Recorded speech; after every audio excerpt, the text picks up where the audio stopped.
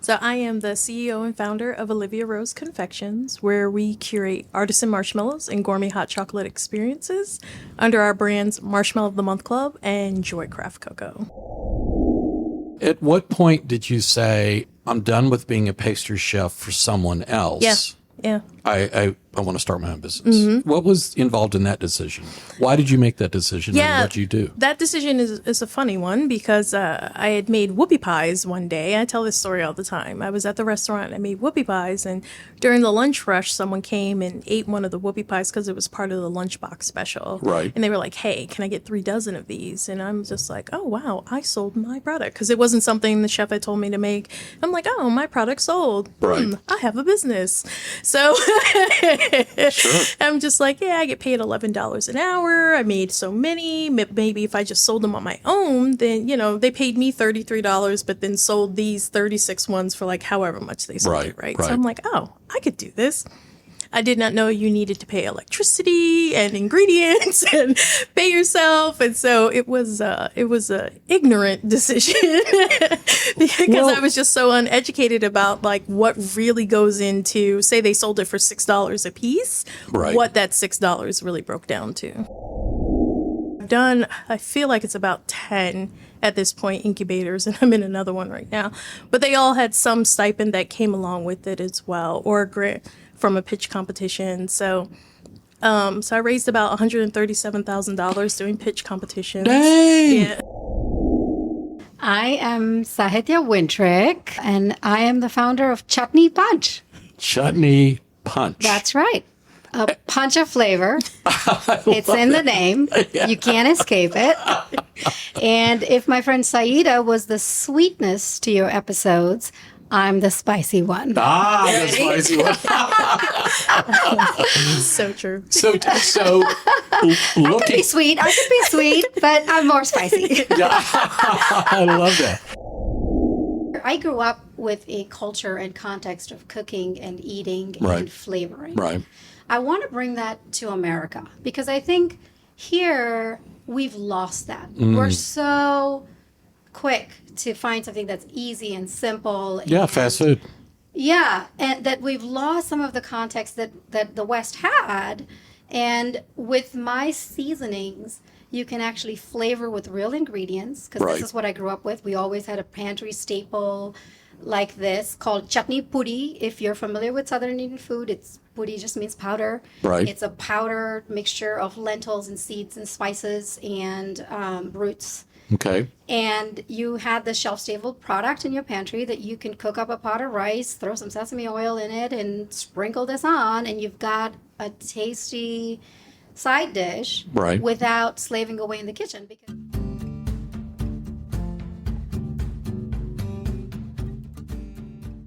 I'm your host, Mark Good, and this is Remarkable, a podcast focused on people and stories worthy of your attention. And now, today's show.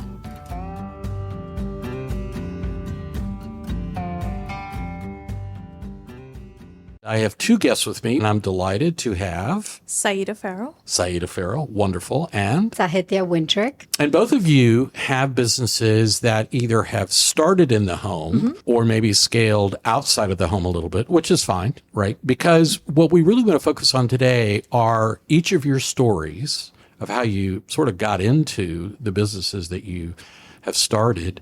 One as sort of a shout out to people who think, oh, I can't really start a business because I have to do it out of my house. Well, Earth to Mars, I mean, everybody has to start somewhere. And starting in your home is often the best place to go, right? Because and just expensive. It's right.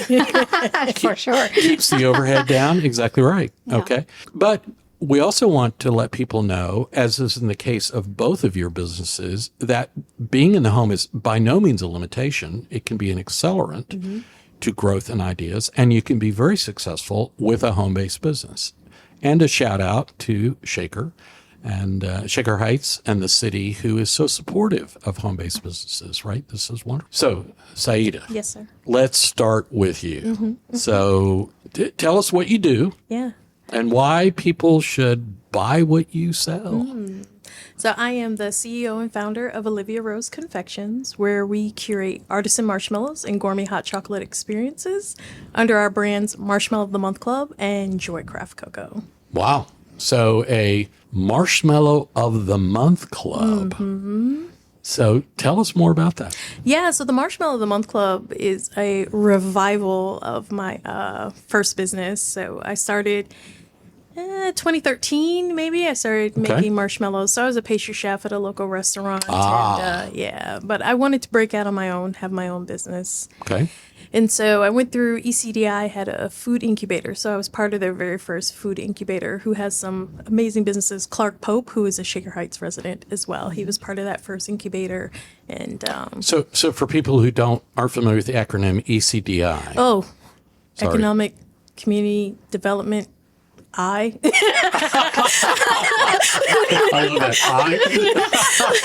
that. But they're a local micro lender, a CDFI here in Cleveland. So that's okay. So they cool. So they started out with what was then the Cleveland Culinary Launch Kitchen. Oh wow! Yes. Interesting. So there was a group of us that started in the first incubator, and we were allowed to use that kitchen and.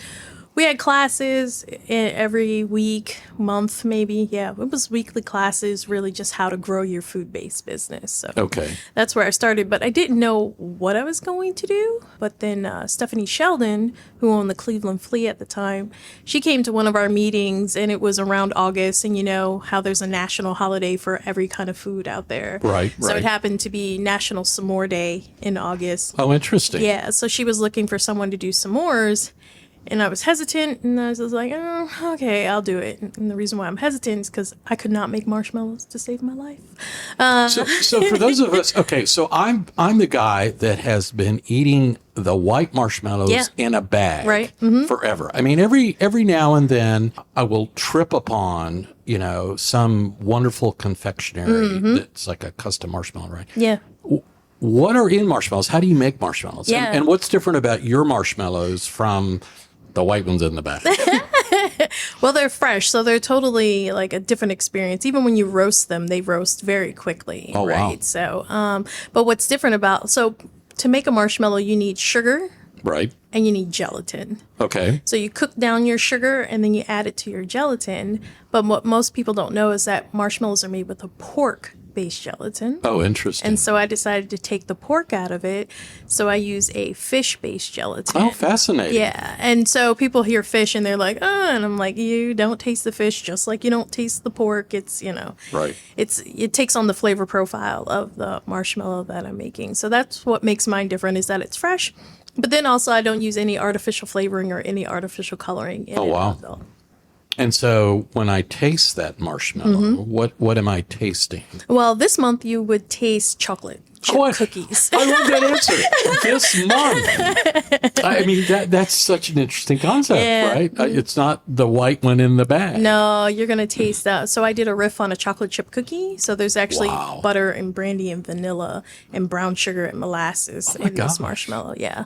I'm so sorry I didn't bring you any, but I will get you some. I have to tell you, I'm sitting here and my mouth is watering as I listen to these descriptions. Yeah, but I started out, I really didn't know how to make them. I was working in a restaurant downtown, and I had to make marshmallows. It was part of my job was to make marshmallows, but the process was with egg whites. So that's another ingredient that I took out was egg whites. So I would make these marshmallows using like a meringue technique, which is taking hot sugar and pouring it into egg whites with gelatin, and it would turn into sugar crystals, glass every single time. Right. And I'd put it in the garbage, hope my chef didn't see me, like get my coworker, hey, can you make this for me? I just can't make it. But when Stephanie had asked someone to do it, I said, let me figure this out. So when you want to figure out the science of food, you go to Alton Brown. So I went to Alton Brown and I was just like watching his videos, how to make marshmallows. He didn't have any egg whites in it and really just taught the science behind it. And I was able to start making marshmallows. So interesting. Yeah. So I started with vanilla and then went on to infuse it with teas. How can I add more flavor? Being a culinarian, and then I used beers and wines. Wow. And just made all kinds of different marshmallows. But yeah. Wow. So that's how I started. So that's how you started making marshmallows. Yeah. But and of course, every business needs, well, not every business. If you're a product business, you need a product, Yeah. right? So this is your product, right? Or your first product. My first product. So at what point did you say, I'm done with being a pastry chef for someone else? Yeah. Yeah. I want to start my own business. What was involved in that decision? Why did you make that decision and what did you do? That decision is a funny one because I had made whoopie pies one day. I tell this story all the time. I was at the restaurant. I made whoopie pies, and during the lunch rush, someone came and ate one of the whoopie pies because it was part of the lunchbox special. Right. And they were like, "Hey, can I get 3 dozen of these?" And I'm just like, "Oh wow, I sold my product," because it wasn't something the chef had told me to make. I'm like, "Oh, my product sold. Right. I have a business." So Sure. I'm just like, yeah, I get paid $11 an hour. I made so many. Maybe if I just sold them on my own, then, they paid me $33, but then sold these 36 ones for like however much they sold it, right? So I'm like, oh, I could do this. I did not know you needed to pay electricity and ingredients and pay yourself, and so it was a ignorant decision because I was just so uneducated about like what really goes into. Say they sold it for $6 a piece, what that $6 really broke down to. Well, I mean, I think many of the people I know that have started product-based businesses, you begin with that aha moment. There's demand for what I'm making, right? And so that sort of they call it demand signal, right? That's a market signal that there is potentially demand for what you've got, right? Yeah. But then there's all the business stuff, which, some people know about that and many people don't. It's okay. Yeah. Sounds like you figured that out. I did. How many years later? 10 years later now? 11 years later? Well, that's okay. That's okay. So, but that's one great thing about Cleveland is all the incubators that we have here in Cleveland that are free. Whether you go to Small Business Development Center, ECDI, the Women's Business Center, working with Jumpstart, and Cozy now has Cleveland Chain Reaction that's opening up. I hope you're applying. Are you applying? Okay. So you have all of those resources. Oh, that's marvelous. I wasn't aware of this. This is marvelous. So I think I've done them all. Right. I definitely have done them all. And 10,000 Small Businesses with Goldman Sachs. With Goldman Sachs. Yeah. Have you been a part of that? I just finished that last November. Congratulations. Thank you so much. I remember when they started that. I remember when they started that. That is a big deal. Yeah. So that's right. Well, that's marvelous though, because you've used all of these incubators and these experiences as a way of growing your insight, your business acumen, right? To develop as a business person. Absolutely. And the very fact that you're here says you're still standing. Absolutely. And that's key. Prayer works too. All of us learn how important prayer, a higher power, God, the universe, whatever we would have called, that is a big deal in our success. Absolutely. That's marvelous. So you went from marshmallows, and then what else have you added to your product mix? Yeah, I had a misstep. I can't deny that, to make sure people know that I had a misstep and had to recover from that. So when I didn't want to vend anymore, I decided I was ready for a brick and mortar. Right. But I was vending on the west side, but then I opened a brick and mortar in Shaker, so I didn't have a following, right? But then I opened this brick and mortar. I closed this brick and mortar because it was more expensive than I expected it to be. I had an electric oven and had no idea that this convection oven, the electricity bill was like $700 a month, right? Wow. So I wasn't really ready for a brick and mortar. And the other misstep that I made was I didn't offer marshmallows in my s'more kit in my brick and mortar. I was like, oh, I can make French macarons, I can make croissants, I'm going to do all these French things, but that's not what I was known for. So open and close really quick, hid for a little while, and then started working on this new business. And I started selling on Etsy. And someone asked for so I had this s'more survival kit. Right. And I was selling it on Etsy, and someone asked for 60 of them for their subscription box. And I'm like, what is a subscription box? Right. So I start researching that, and I'm like, oh, wait a second.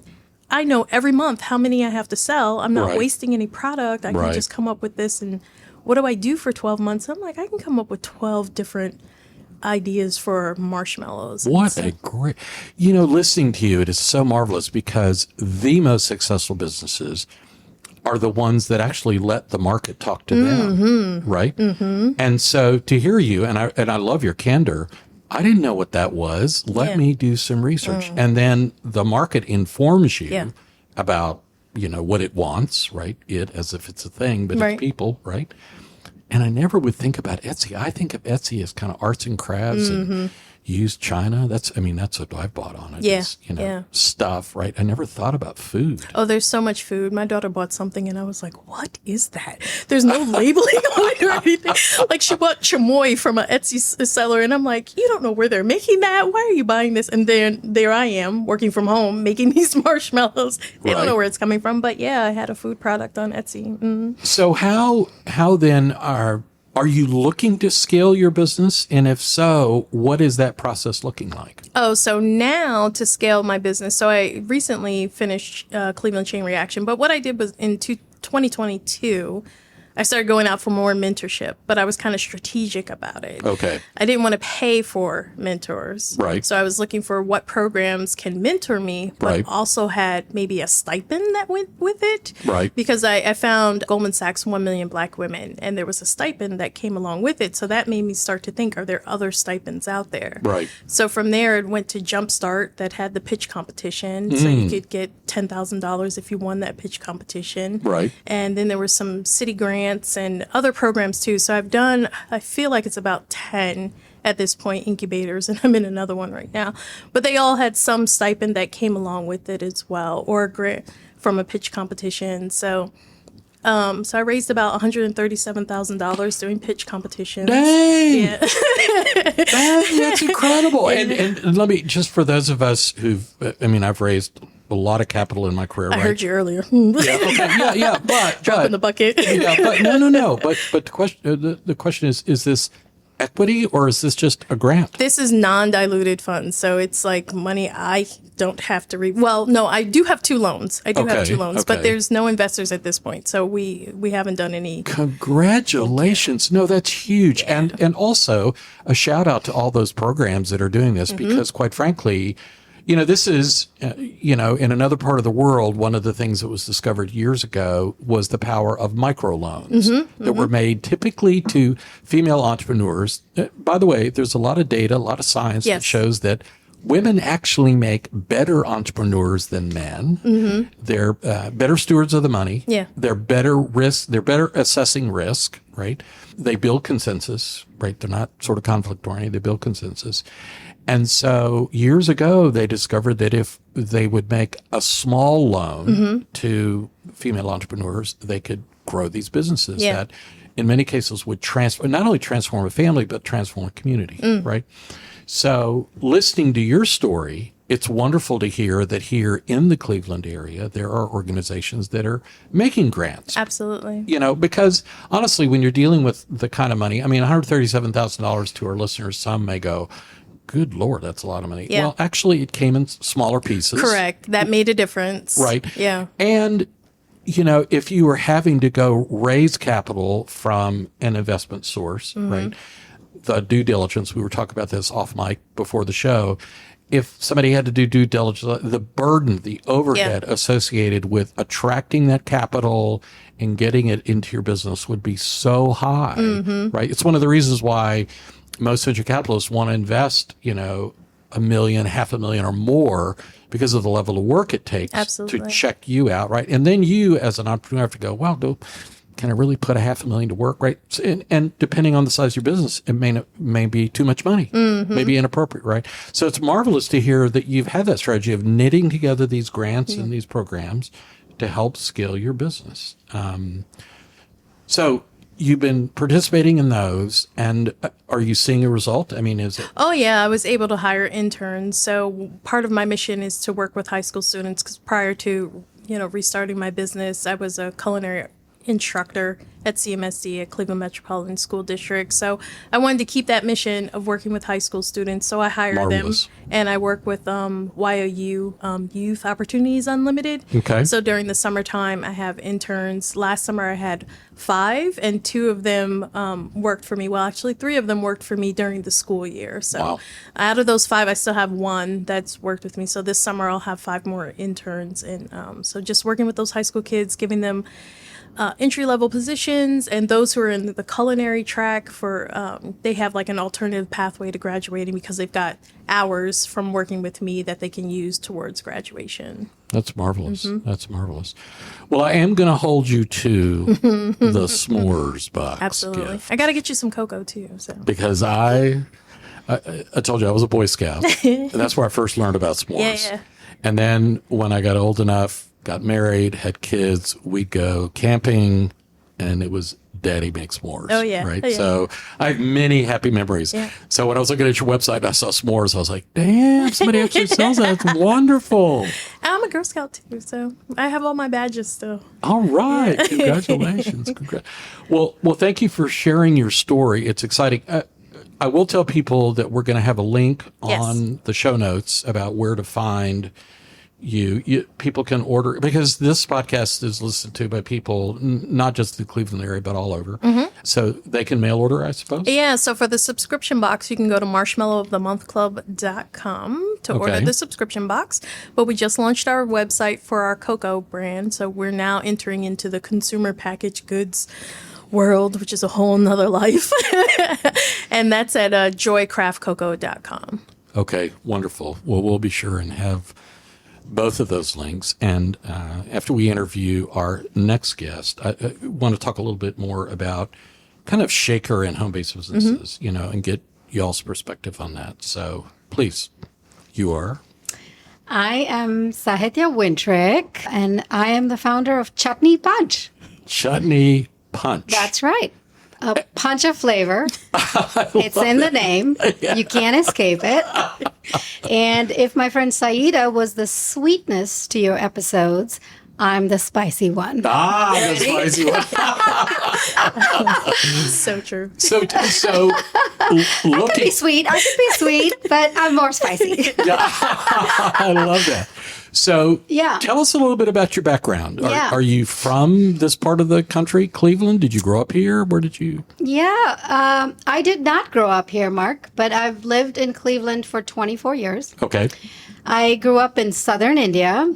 And what part of southern India? Bangalore, if you're familiar. Oh, sure. That's a high-tech center. It is now. When I was growing up, we were known as the Garden City. It was green and beautiful, and people from all over India came to vacation. Wow, in Bangalore. Because the temperature was temperate all year round. Wow. And like I said, it was green and beautiful, and Southern Indian food. So a lot of people, when they hear that I'm Indian and I have now an Indian seasoning business, and we'll get into my products in a minute, think of Indian food as tikka masala, right? Because that's what's familiar to the West. And I have some... Or curry, exactly. And both of those, I hate to break it to you, are brought to the West by the British. No, interesting. Right. So Indian food is way, way, way more than tikka masala. It's way more than a curry. Curry just means a sauce. So it's like saying, hey, give me some sauce. Right. And not a specific type of sauce. Okay. And in India, food is just such a contextual and a home cuisine that, people make this from generations and pass it along. You grow up, seeing your families cook, and the taste is part of you. Yes. So anyway, I was raised in southern India. I moved to the Caribbean then when I was 16. And with your family? With my family. Okay. Went to community college there to complete my 10th, 11th and 12th, became a scuba diver. And then I thought, why have all this sunshine in my life? I'm moving to Cleveland, Ohio. So well said. I was just commenting to my wife this morning. I said, where's the sun? I mean, we've had such, she goes, Mark, I hate to break it. This is Cleveland. Right? It's cloudy. Right. But I will say, Cleveland has been very interesting experience. I live here now. I have my family here now. So Cleveland is home. What brought you to Cleveland? Was it your parents, or was it college? Business college? Actually, I came to attend Cleveland State University. Okay. I studied computer science. I worked as a software consultant for a while. This is so stereotypical, but when I hear this, I go, I was a good Indian kid. Yes, every Indian. Right. It's software engineer, doctor, lawyer. Well, it gets better. Then I was an even better Indian kid and did my master's in biomedical engineering. Oh my gosh! Well, which is totally appropriate for Cleveland. It is totally appropriate for Cleveland. Exactly. My stem cell research that I did was at Lerner Research Institute here in Cleveland. Then I had my daughter, and then the pandemic hit, and I would say in many ways, Chutni Punch is a post-pandemic business that I launched. Interesting. I had launched 2 other software startups before. One of them was an event-based app that kind of dried up around the pandemic. Right. So this is kind of my... No surprise. Yeah, no surprise. This is my 3rd venture into entrepreneurship. And hopefully this is it. Well, it's interesting. This is the first time I've met either one of you. Yeah. And so my preparation for today's podcast was to go to your websites. And I can tell that both of you are experienced. I mean, this was not something that was just, your websites were not just thrown together. Both of you clearly have a lot of experience. And listening to your story, I've done high-tech startups my whole life. They are so hard. Yeah. And the mortality rate is very high. It's Yeah. very hard to do that. But it's a great learning experience. It is. It is. And, we talked about Cleveland. We talked about Shaker specifically. Right. And one of the things that I love about launching a business in Cleveland or in Shaker is that our access to our farmers markets Yes. and local events where you can do the single most important thing for your business when you're launching it. It doesn't matter if you're making it out of your home or in a commercial kitchen, is to test it. Mm-hmm. Yep. We talked about market. We talked about validation. We talked about customer feedback. Yep. And there's no better place You got to have than product to market fit. register with the North Union Farmers Market right here in Shaker Square, set up a tent, set up a table, get people to try your product. And before you know it, people are giving you feedback. Absolutely. You take that feedback, you make your product better, and this is a fantastic way to create something that is real. Because, people will tell you whether they like it or not. Right. Instant market feedback. Instant market feedback. And I just love, I used to go into companies and help teams follow the lean startup method, which is in software. Right. And I kind of incorporated a lot of that when I launched this business, right? So are you the scrum master of I'm Punch? everything, Mark. I'm the manufacturer, sales That's great. head, I'm Chief the cook scrum and bottle master, washer. chief Yes. flavor formulator. I'm everything. But I love your story, and I Yeah. want to continue, but I just want to make an observation because this is so true. All of us, when we grow up, Yeah. foods are really important to us, right. personally and our culture, right? Yeah. It also turns out that our sense of taste imprints memories in our brains Absolutely. more than almost any other sense. Even though 80% of our prefrontal cortex is focused on vision, it is taste that we remember. So I find it interesting, but not surprising, that being reared in Bangalore, India, Yeah. that you would bring to us here Right. in Cleveland some of your background. Yeah, I love that you said that food is memory, because that's what I tell people. Food forms a memory in your brain. Yes, it's it a does. feeling, it's an experience. Yes. Each one of us can close our eyes and think of this warm, fuzzy moment we had with a Right. parent, a Right. grandparent, an aunt, a neighbor, a street vendor. It doesn't really matter where, but the point is it stays with us. And I think what I'm trying to do with Chutni Punch is, here I grew up with a culture and context of cooking and eating Right. and flavoring. Right. I want to bring that to America, because I think here we've lost that. We're so quick to find something that's easy and simple. Yeah, and- fast food. Yeah, and that we've lost some of the context that the West had.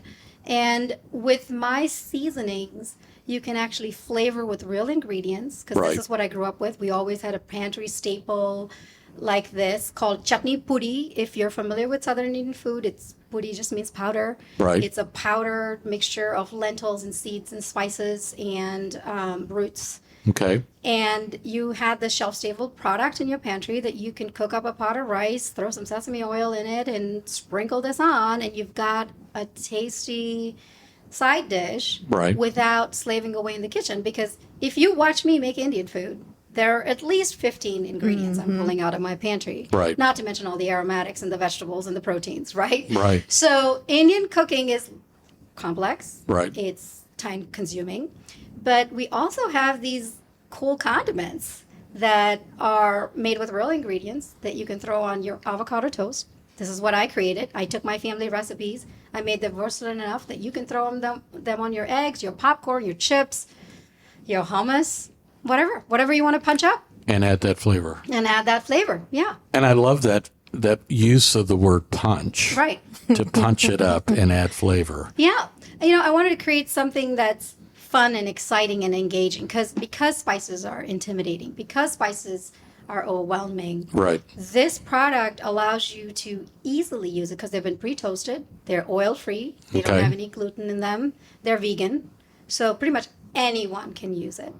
Other than allergen. There are some. Do you source everything locally? That's a great question. So in creating a brand and in creating a product, I had to think a lot about what am I actually putting forth. Right. And sourcing is a big part of it. Yeah. Right? Yeah. Where ingredients are grown, who is growing them, how they're being grown, Right. are all important factors of consideration when I consider a sourcing partner. So, for example, my Super Sesame blend, it's golden flax, unhulled sesame seeds, and a few other ingredients, Right. fair trade coconut. I went to Stutzman Farms right here in Ohio for my golden flax. That's where I interesting. get them from. I'm like, hey, I need I a love that. 50-pound bag of golden flax. I love that. And there's a reason for that because I think there are stewards of the earth who are doing their best. They're working hard. And at the end of the day, even if it's costlier for me to use that ingredient, it means more. It aligns with my mission of bringing tasty, flavorful, well-made food to the table. But it's sustainable. It's sustainable. And you are keeping money in the local economy. That's correct. Which is marvelous. That's correct. Right. I'm an immigrant. I'm a climate refugee, I like to tell people. I came from North Texas, where it is super hot 5 months of the year, right? There's so much good I could say about Texas. Yeah. Having said that, I'm falling in love with Ohio. And one of the things that I was unaware of, my wife who grew up here was totally knew this, right? One of the reasons she said, baby, we're moving here, is how much farming there is. Yeah. There is. There's so much agriculture in Ohio. And wineries. There is. And, Wineries. One of my favorite words. I'm optimistic, honestly, for the Midwest because unfortunately there is climate change. It's inevitable, Yeah, right? yeah. We're going through a climate crisis. Right. Now, the silver lining is that our growing season in the Midwest is going to continue to extend, That's interesting. right? So that means there's more opportunities to grow things Right. for a majority of the year. Right. And with farming, so the chickpeas that I use here, it's a great nitrogen fixer in one of my blends. And in fact, you know what? Let's just jump into it. I want you to taste it because you're here. I'm all about this. Don't go too spicy on me. Don't go Too spicy. So the first up, you're going to try my roasted chickpea, mushroom, and turmeric blend. And, I want to talk about this because Turmeric is so healthy for you. Oh, yeah. it is. And, the nice thing about this is it's shelf stable. Thank you. It's easy to use. You just literally sprinkle it on. You don't need to know how to cook with it. You don't even need to turn your stove on.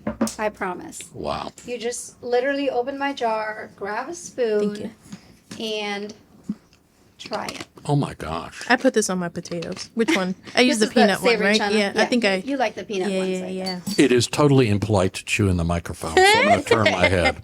But it is so good. It is so good. Oh, and you're right. It has some spice, but it's not. It's not overpowering. And I want to say this to people. It's flavor forward, not heat forward, because when things are tasty, I've noticed people eat more of it. So take boring lentils, cook them up, sprinkle some olive oil, drizzle some olive oil, Right. sprinkle one of my blends, Right. and you've got something tasty. Easy peasy. You know, this is the first more than- podcast I've ever done where people bring food I'm to so sorry. taste. No. I mean, Right? So this next one Saidah, you're that trying. just means we need to do another show. That's about- right. That's right. We need to do the s'more We episode. need to do the tasting show. Yeah, the taste. Absolutely. Tasting on it. So this next one you're trying is the one I told you about. This is Super Sesame. It's got Stutzman Farms, golden flax, unhulled sesame seeds. It also has coconut and garlic in it. But it also has other things that make them South Indian. So let's talk about that. South Indian food typically it's mostly vegan and fermented, Okay. actually. Okay. What makes these blends South Indian are four main ingredients. Tamarind, which Okay. is a fruit. It's a sweet and sour taste. Interesting. Two different types of Which chilies. is native to southern India, India and Africa, actually. Tamarind is native to India and Africa, but not northern Ohio. not northern Ohio. So Okay. some ingredients I have to go to India No, for. that's I'm fine. sorry. But No Don't apologies. apologize. I just had never heard of that before. It's Right, the only right. reason I'm asking. yeah, so Asia, it's very typical in Asian cuisine. You know, even Vietnam use tamarind. Thai people use tamarind. So Malaysians. But yeah, tamarind adds a sweet and sour taste. We have two different types of chilies. One that is spicy, one that is smoky. And then we also have curry leaves. And people ask me, is that curry powder? And I say no, because it's not. Thank you. Curry powder is a mixture of 5 spices. Curry leaves are the leaves of the curry tree. Right. I know the name is confusing, but it's got B vitamins. It's got like a citrusy flavor to it. Right. And so that curry leaves are in here. And there's also a little bit of jaggery, because where there's spice, you need a little bit of sweet. Oh, Our interesting. culinarian friend here will attest to that. You know, you need to balance out the flavor. This one is really good too. the spicy peanut. Yeah. You like no, that no, one? no. You just gave me the sesame one. Okay. Yeah. Yeah, they're like they're that. really wonderful. And again, for the listeners who can't see, you were serving these with a wafer. I guess I would call it a cracker, A cracker. which has no taste at all, which is marvelous. So it really highlights what we've been sampling here, which is really super Oh, that's delicious. delicious. And Yeah. and I can imagine, I guess, adding this, for me, I can see sprinkling this on some broccoli maybe, or popcorn. Popcorn, yeah. People put it on their meats, salmon, fish, chicken. They put it on tofu. I'm vegetarian, so I use it for a lot of different things.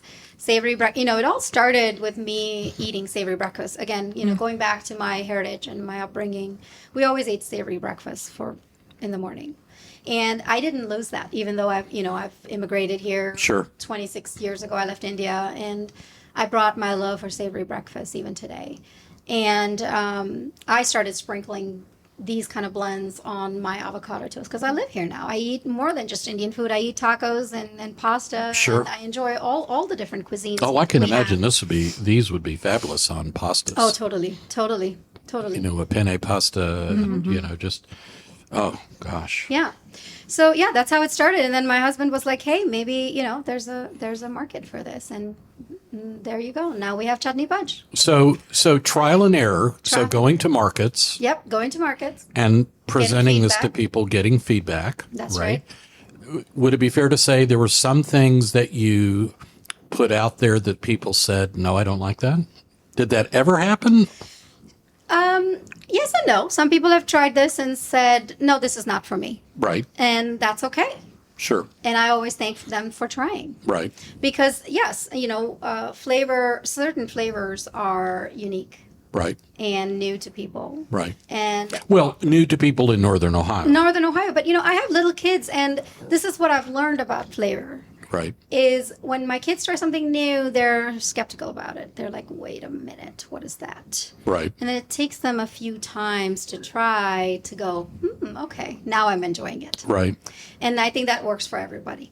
So, let's knit together this experience that you're having now with Chutney Punch. Yeah. And let's kind of go backwards to your startup experience with the app, right? Yeah. The event app and so forth. Tell me some of the business lessons that you've learned along the way. Well, the biggest one that I'm chewing on right now is, learning to take things slower. Because I always want to fly, not run even, Sure. with everything that I do. I just want to fly. And learning to walk and go at a pace that is sustainable and that makes sense. Do you find yourself needing a little more patience? I find myself needing a little more patience, yes, with myself and where I I'm want that to way. be. Where I want to be, yeah. Because, there's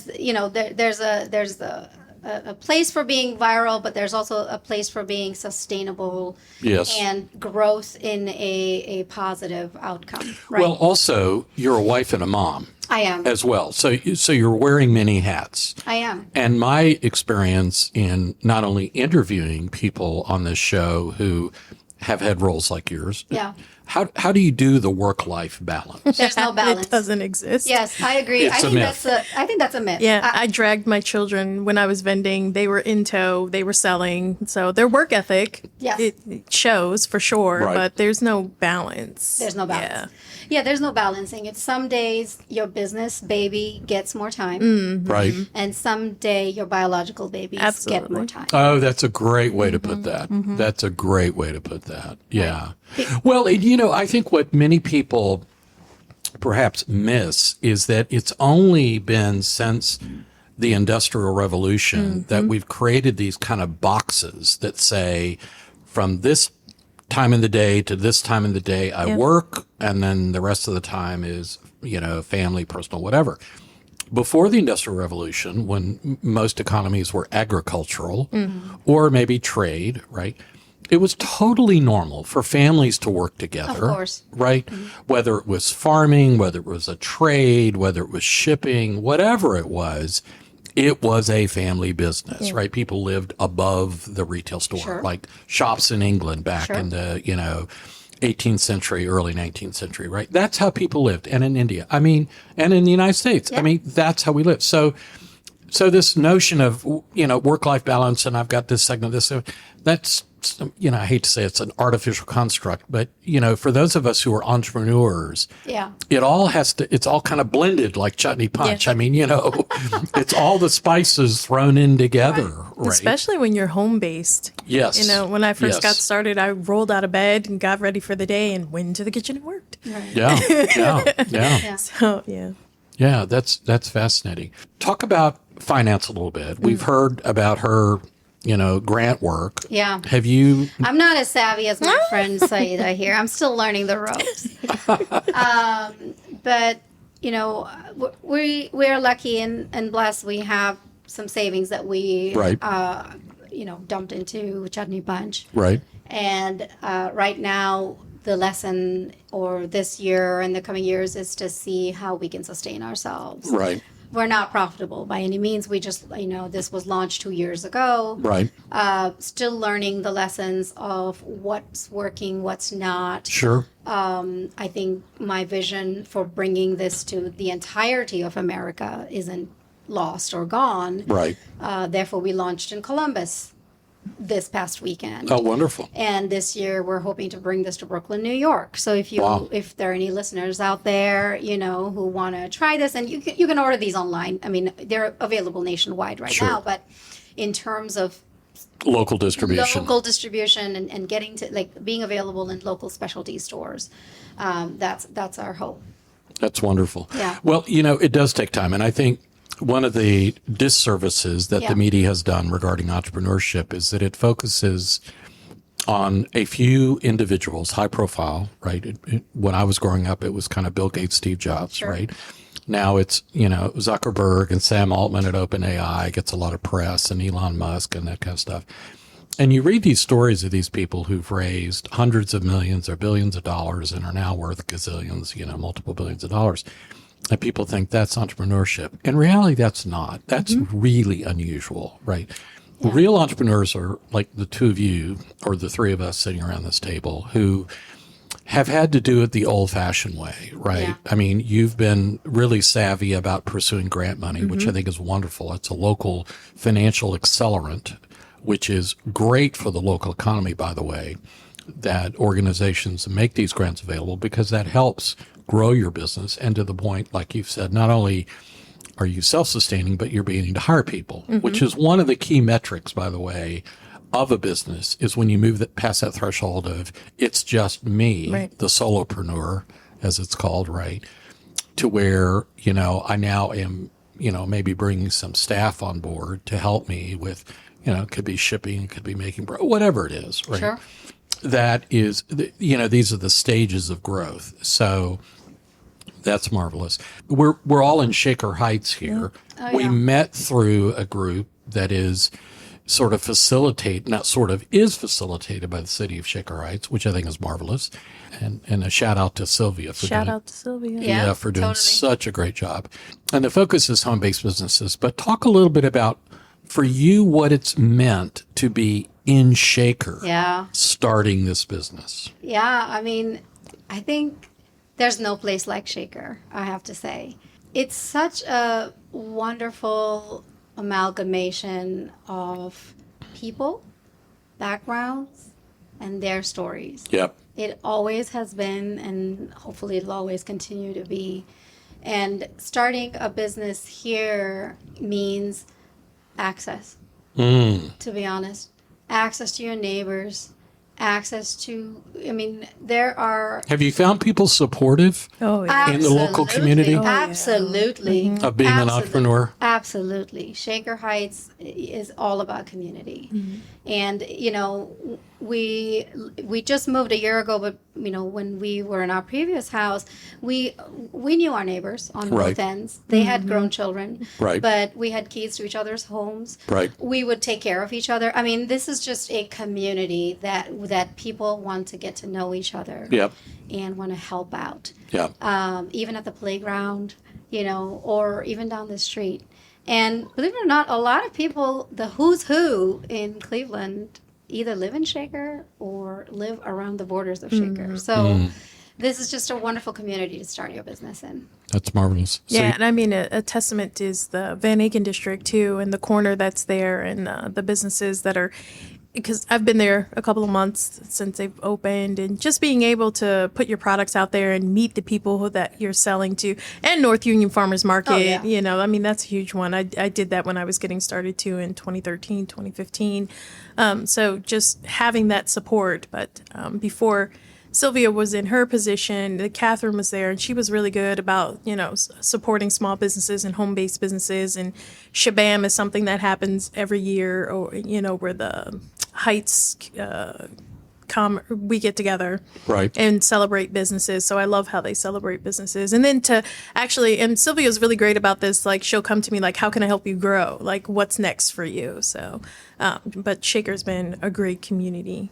That's wonderful. That's wonderful. Well, So- we can't leave without saying. So it's so funny because we met Yeah. through an organization. Well, what we created, right? Yeah. Well, talk about that. Wonder Oh, yeah, Women of for Food. sure. Yes. Wonder Women of Yeah, Food. I that's love right. that. I think it started in 2022. We don't wear capes, though. Sorry.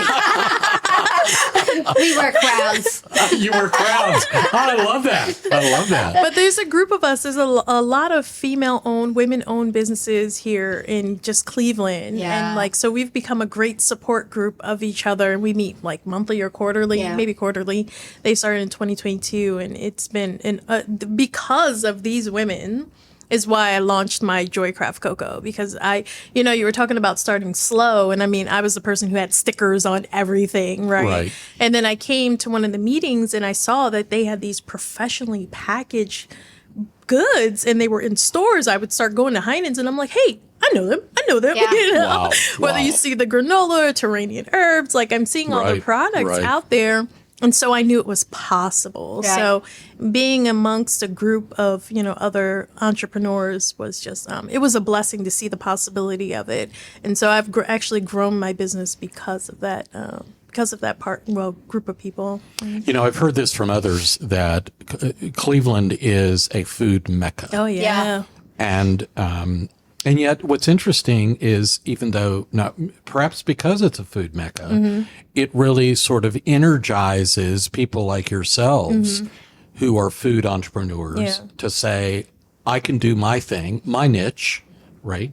S'mores, chutney punch. I can do that. Yeah. And I can find a market here in Cleveland because, you can look at my belly and tell that I'm not bashful when my wife comes home, because one of our favorite places, I say it's my wife. Every Friday she goes with her girlfriends to West Side Market. Oh, Wow. yeah. And brings home the most amazing food. All fresh, super healthy, and so many, if you will, ethnic varieties of things to sample and try. Yeah. And I didn't grow up that way. But, my food background, God bless my mom, she did her best.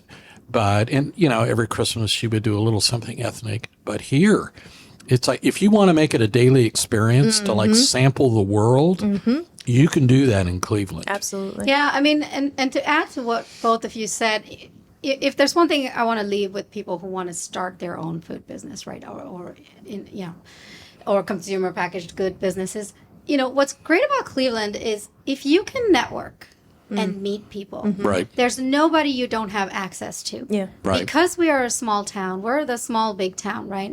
There are so many players in town that you approach them, people are approachable, and you ask them for advice, you're going to get that advice. Absolutely. Wow. You're going to get that meeting. You're going to get that call, but you better be prepared to deliver on it. Though. Yeah, sure. So that's the flip side to it. But what's great is it doesn't matter. Pick your brand. Pick your big brand that has made it in Cleveland. There's a way to get to the founders and learn from their stories and their journeys. And I encourage people to do that because that's nothing but energizing. Yeah. So as I was getting to know my wife and learning about her past, she grew up in both Beechwood, and her dad had a home in Happy Valley, right outside of Chagrin Falls, and he had a factory in Sullen. And my wife's name is Pam. And Pam told me that as a little girl, there was a factory next door that made food, and that was Stouffer's. And so Mr. Stouffer would deliver all kinds of, when he knew that Pam was there. She was just a little munchkin, right? Yeah. He would walk over the stuff. So one day I was doing some research, and I was just curious, like, well, how did Stouffer's start, right? Because most of the time when we think of these, I think Stouffer's is owned by Nestle or something. Yeah. Now. It's just Yeah, a giant mega thing, right? Yeah. Stouffer's, Pam told me, Stouffer's had a restaurant at Shaker Square. Wow. This is literally how they started. They had a restaurant, just like Edwin's, okay? Yeah. And people would come to the restaurant and they would go, I really like that lobster Newburgh. Could I have a couple of those to go? Nice. And they said, okay. And they started scaling their to-go business. Wow. And one day, I just would call him Old Man Stouffer, the founder of the family restaurant, said, we ought to just kind of build a factory and make this. This is in the 1960s.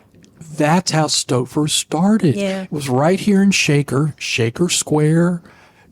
Somebody, just a group of people, just like you go to the North Union Market and you've gone, people said, I really like that. Yeah. I'd like to have some more of that. Incredible story. And now Stouffer's, of course, is a national brand. Blah, blah, blah. Sure. But how many people know that it started just like the two of you, right? Yeah. Just local folks here in Shaker, innovating with great stuff. So it's wonderful. Well, thank you so much for being guest on the podcast today. This has been marvelous. And I will make sure that links to your websites are available in the show notes so people can sample Chutney Punch, which is incredible, and become a member of the Marshmallow of the Month Club. And get cocoa. And get cocoa Yeah. and s'mores and all kinds of wicked good stuff. Yeah. I personally am delighted to have met both of you today because not only are you great entrepreneurs, but you make great products. Well, thank you so much, Mark. Thanks for having me. You bet. Thank you. Thank you. All right. I'm Mark Good. You've been listening to my remarkable podcast. For more episodes like this, as well as premium content, visit my site, markgood.substack.com.